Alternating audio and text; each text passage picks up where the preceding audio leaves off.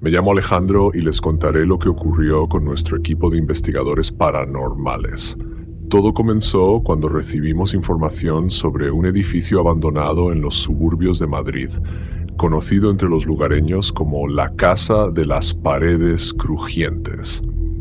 Lucía, Jorge, Carlos y yo estábamos llenos de entusiasmo y seguros de que nos esperaba una investigación fascinante. Nos conocimos en la universidad, donde estudiábamos psicología y antropología. La pasión por lo paranormal nos unió en un equipo. Lucía era nuestra técnica. Se encargaba de toda la aparatología, colocando cámaras, sensores de movimiento y demás. Jorge era nuestro historiador, se dedicaba a recopilar información sobre los lugares y los eventos relacionados. Carlos, nuestro escéptico, siempre cuestionaba cada una de nuestras observaciones y hallazgos, lo que sinceramente a menudo nos salvaba de cometer errores tontos. Esta vez, Lucía encontró información sobre una casa donde supuestamente ocurrían fenómenos extraños. Los lugareños hablaban de ruidos raros, figuras misteriosas en las ventanas y la sensación de ser observados constantemente. La casa había estado vacía por muchos años y solo los más valientes se atrevían a acercarse a ella. Decidimos que era el objeto perfecto para nuestra próxima investigación. Reunimos el equipo, revisamos las cámaras, las baterías, las linternas y nos pusimos en marcha. Condujimos durante 1 hora. La atmósfera estaba tensa, pero nadie quería mostrar su nerviosismo. En el camino discutimos los detalles de nuestro plan. Decidimos comenzar con una inspección externa de la casa, instalar cámaras afuera y luego entrar y colocar el equipo en las habitaciones. Esta casa tenía 4 pisos, incluyendo el sótano y el ático, así que teníamos mucho trabajo por delante. Cuando llegamos a la casa, el sol ya se estaba poniendo. La casa se veía aún más siniestra que en las fotos. Las ventanas altas, polvorientas y cubiertas de telarañas, las paredes de madera que realmente parecían crujientes incluso desde la distancia. Salimos del coche, recogimos nuestras cosas y nos dirigimos a la casa. Ya en la puerta sentí un escalofrío por la espalda, pero traté de no darle importancia. Todos sabíamos que podría ser solo un juego de la imaginación, provocado por la expectativa de algo inusual. Lucía comenzó a instalar las cámaras en el perímetro. Jorge tomaba notas en su libreta y Carlos revisaba el equipo. Cuando todo estuvo listo, nos reunimos en la entrada. Noté que Lucía estaba nerviosa, sus manos temblaban cuando ajustaba la última cámara, pero ella, como todos nosotros, no quería mostrar sus miedos. «Bueno, ¿listos?», pregunté tratando de parecer seguro. «Adelante», respondió brevemente Carlos. Abrimos la puerta y entramos. Desde ese momento comenzó nuestra noche más aterradora. Entramos en la casa y de inmediato sentimos el olor a humedad y moho. Estaba oscuro, la única fuente de luz eran nuestras linternas. Decidimos separarnos para colocar el equipo más rápido. Lucía y Jorge fueron al segundo piso, mientras Carlos y yo nos quedamos en el primero. En el primer piso había varias habitaciones, cada una de ellas parecía descuidada y abandonada. El papel pintado se despegaba, los suelos crujían bajo nuestros pies y los muebles estaban cubiertos con una gruesa capa de polvo. Carlos empezó a instalar las cámaras y los sensores de movimiento, mientras yo revisaba los receptores de radio y los dispositivos de grabación. Cuando terminamos, subimos al segundo piso para ayudar a Lucía y Jorge. Ellos ya habían instalado varias cámaras y estaban trabajando en los últimos ajustes. Lucía parecía concentrada, pero noté cómo se giraba de vez en cuando, como si sintiera algo extraño. ¿Todo listo?, pregunté cuando nos reunimos en una de las habitaciones del segundo piso. «Casi», respondió Lucía ajustando la última cámara. «Solo queda verificar la conexión y comenzar a grabar». Jorge se acercó a la ventana y miró hacia afuera. «Saben, esta casa siempre me ha parecido escalofriante, pero ahora que estamos aquí se siente aún más extraña. Como si algo aquí nos estuviera observando». Carlos se rió. «Eso es solo tu imaginación. Todas esas historias de fantasmas y espíritus son solo rumores. Terminemos con la instalación y empecemos la investigación». Cuando todo el equipo estuvo listo, decidimos pasar la primera noche en la casa para registrar cualquier fenómeno anómalo. Lucía revisó las cámaras, Jorge inspeccionó nuevamente la casa y Carlos y yo ajustamos los receptores de radio y los dispositivos de grabación. Decidimos dividirnos en parejas para la guardia. Lucía y Jorge empezarían y Carlos y yo los relevaríamos más tarde. Las primeras horas no ocurrió nada. Estábamos en la sala principal, observando las pantallas que mostraban las imágenes de las cámaras. Pero pronto comenzaron a suceder cosas extrañas. Primero, se escucharon ruidos apenas audibles y crujidos que podrían atribuirse a la vieja casa. Luego, uno de los sensores de movimiento se activó en el primer piso, aunque no había nadie allí. Lucía y Jorge bajaron a verificar, pero no encontraron nada sospechoso. Cuando Carlos y yo los reemplazamos, la situación comenzó a empeorar. Alrededor de la medianoche escuchamos un golpe sordo, como si alguien hubiera golpeado fuertemente una pared. Registramos toda la casa, pero no encontramos el origen del sonido. Carlos comenzó a ponerse nervioso, aunque trataba de no mostrarlo. Tal vez sea solo una casa vieja, sugirió él. Todos esos sonidos y crujidos son normales en lugares como este. Asentí, aunque por dentro mi inquietud crecía. Regresamos a la sala principal y seguimos observando las pantallas. Pero pronto los eventos se volvieron aún más extraños. Una de las cámaras en el segundo piso mostró un movimiento extraño. En la pantalla apareció una sombra que parecía una figura humana. Subimos al segundo piso, pero no encontramos a nadie. Sin embargo, la sensación de que nos observaban no nos abandonaba.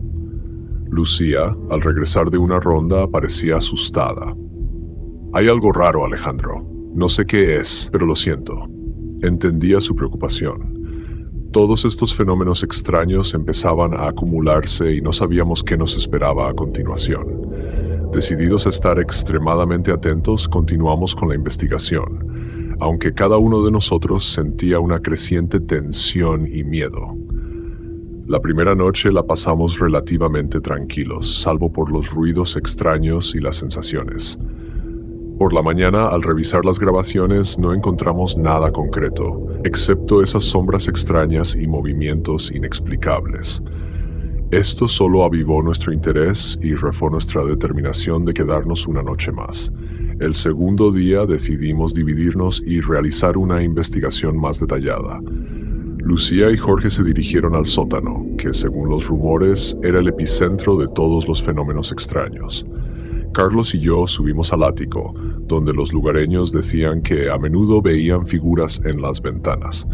El ático estaba lleno de viejas cajas cubiertas de polvo. Instalamos varios sensores de movimiento y un par de cámaras, por si acaso. Carlos, mientras tanto, revisaba documentos y revistas viejas que estaban esparcidos por todo el lugar. De repente, escuché un leve susurro detrás de mí. Al darme la vuelta, no vi nada fuera de lo común, pero la sensación de que alguien nos seguía se intensificó. ¿Escuchaste eso?, le pregunté a Carlos, tratando de no mostrar mi preocupación. Él asintió, continuando con la revisión de los viejos periódicos. Sí, pero podría ser cualquier cosa. Ratas, por ejemplo. Bajamos al primer piso para encontrarnos con Lucía y Jorge. Ellos parecían preocupados. En el sótano definitivamente hay algo raro, dijo Lucía. Encontramos viejos juguetes infantiles y huellas que parecen frescas, pero no había nadie. Decidimos reunirnos en la sala principal y discutir nuestros hallazgos. La atmósfera era tensa. Jorge sugirió pasar la noche en el sótano para intentar registrar algo más concreto. Cuando llegó la noche, bajamos al sótano. Lucía instaló cámaras y sensores de movimiento en las esquinas de la habitación, y Jorge y yo comenzamos a colocar los dispositivos de grabación de sonido. El sótano estaba húmedo y frío, el olor a moho se volvía insoportable. Estuvimos en el sótano alrededor de una hora, sin notar nada inusual, salvo por la creciente sensación de inquietud. De repente uno de los sensores de movimiento se activó y en la pantalla vimos algo que parecía una sombra moviéndose por la habitación. Pero cuando nos giramos, no había nadie. Lucía se arregló el pelo nerviosamente. Es imposible. Revisamos todo. ¿De dónde pudo haber venido? Carlos, tratando de mantener la calma, sugirió revisar la grabación de nuevo, pero tampoco esta vez encontramos ninguna explicación. Todo lo que vimos fue una sombra que desapareció tan rápido como apareció. La noche continuó y la tensión en el grupo aumentaba. Cada uno de nosotros empezaba a sentir que algo no estaba bien. Entendíamos que las explicaciones habituales no funcionaban aquí, y eso era lo que más nos asustaba. La segunda noche comenzamos revisando todas las grabaciones del día anterior. No encontramos ninguna explicación a las sombras extrañas y los ruidos. Empezamos a ponernos nerviosos, especialmente Lucía. Ella se quejaba de la sensación de que alguien la estaba observando constantemente. Jorge y Carlos también parecían tensos, aunque trataban de mantener la calma. Durante la noche, los eventos comenzaron a desarrollarse más rápido. A medianoche, volvimos a escuchar esos golpes sordos, pero esta vez eran más fuertes y cercanos. Lucía se estremeció y apretó fuertemente la mano de Jorge. «Esto ya no es divertido», susurró. «Tenemos que averiguar qué es». Carlos tomó una linterna y se dirigió hacia donde él creía que provenían los sonidos. Lo seguí, dejando a Lucía y Jorge observando las pantallas. En el primer piso no encontramos nada fuera de lo común, salvo que todas las puertas y ventanas estaban en su lugar. Pero al regresar a la sala principal, en la pantalla apareció una figura. Era una silueta humana, pero borrosa e indistinta. Se movía por el pasillo del segundo piso, dirigiéndose hacia el sótano. Lucía soltó un grito. Estuvimos allí hace un minuto y no había nadie. Jorge sugirió subir al segundo piso y verificar, pero Carlos lo detuvo. No, es mejor quedarnos juntos. No sabemos con qué estamos tratando.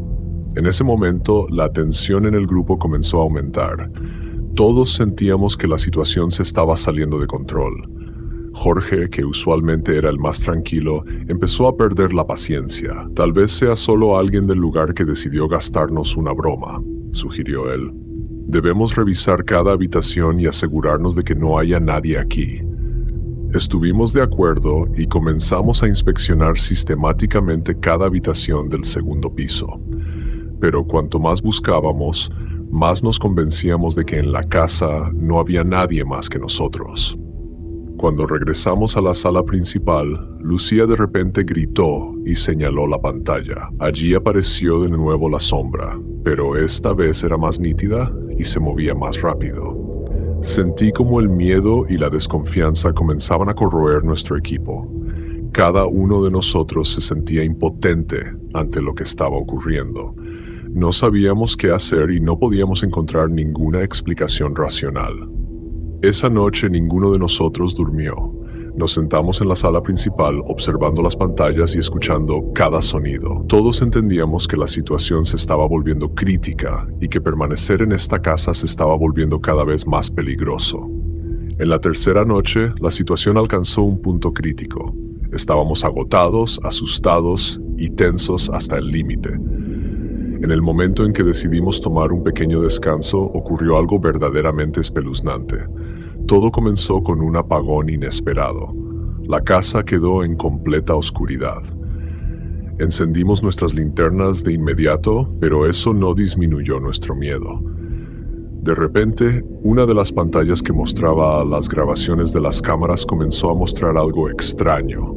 En la pantalla apareció una figura de pie en una esquina de una de las habitaciones del segundo piso. No se movía, solo estaba allí de pie mirando hacia la cámara. Lucía, mirando fijamente la pantalla, se quedó paralizada. «Eso no puede ser. Acabamos de estar allí». Carlos palideció. «Es un error. Debe ser una falla del equipo». Pero todos sabíamos que no era así. No podía ser un error. La figura en la pantalla se movía, girando lentamente la cabeza hacia nosotros, como si supiera que la estábamos observando. Mi corazón se detuvo cuando me di cuenta de que esa figura parecía un humano. Jorge se dirigió con determinación hacia las escaleras. «Debemos averiguar quién es. Es posible que alguien se haya colado en la casa». Quise detenerlo, pero no tuve tiempo. Jorge ya estaba subiendo al segundo piso. Lucía lo siguió y Carlos y yo nos quedamos en la sala principal, observando las pantallas. De repente escuchamos un grito fuerte. Era Jorge. Nos apresuramos a subir por las escaleras, pero no lo encontramos. La habitación donde habíamos visto la figura estaba vacía. «¡Jorge!», gritó Carlos, buscando en cada habitación, pero no hubo respuesta. Lucía temblaba de miedo. «Tenemos que irnos, ahora mismo». Carlos, tratando de mantener la calma, asintió. «Sí, es hora. Esta casa no vale nuestras vidas». Comenzamos a recoger el equipo en pánico, conscientes de que la situación se había descontrolado. De repente escuchamos pasos detrás de la puerta. Nos quedamos paralizados, escuchando. Los pasos se acercaban. Lucía gritó cuando la puerta comenzó a abrirse lentamente. «¡Corramos!», gritó Carlos, y nos lanzamos hacia la salida. Salimos corriendo de la casa, dejando todo el equipo dentro. La casa quedó atrás, sumida en la oscuridad y el silencio. Sabíamos que no era posible volver allí. Jorge había desaparecido y no podíamos hacer nada al respecto. Decidimos llamar a la policía y contarles todo lo que había sucedido. Salimos de la casa en un estado de absoluto terror. Nadie hablaba, pero era evidente que cada uno de nosotros sentía lo mismo. Alivio por haber salido con vida y horror por haber dejado atrás a Jorge. Llamamos a la policía y llegaron rápidamente. Contamos todo lo que pudimos, pero los oficiales nos miraban con desconfianza, como si pensaran que estábamos bromeando o bajo la influencia de alguna sustancia prohibida. Los policías comenzaron a inspeccionar la casa, mientras nosotros nos sentábamos en la acera, temblando de frío y miedo. Solo podíamos esperar que encontraran a Jorge con vida. Pasaron varias horas antes de que regresaran. No encontraron ningún rastro de Jorge, ni tampoco de los fenómenos extraños de los que hablábamos. Los oficiales dijeron que continuarían con la investigación, pero veíamos en sus rostros que no nos creían. Después de esa noche, todo cambió. Lucía se negó a continuar con las investigaciones. Se mudó con sus padres y comenzó a recibir terapia. Carlos también decidió abandonar las investigaciones paranormales, aunque continuó trabajando en otra área. Rara vez hablábamos de esa noche y nos comunicábamos muy poco. En cuanto a mí, no podía simplemente olvidar a Jorge y todo lo que había sucedido. Constantemente volvía en mi mente a esa casa, a esos momentos de terror. Empecé a notar que le tenía miedo a la oscuridad y evitaba quedarme solo. Sabía que nunca podría olvidarlo y que esa experiencia me había cambiado para siempre.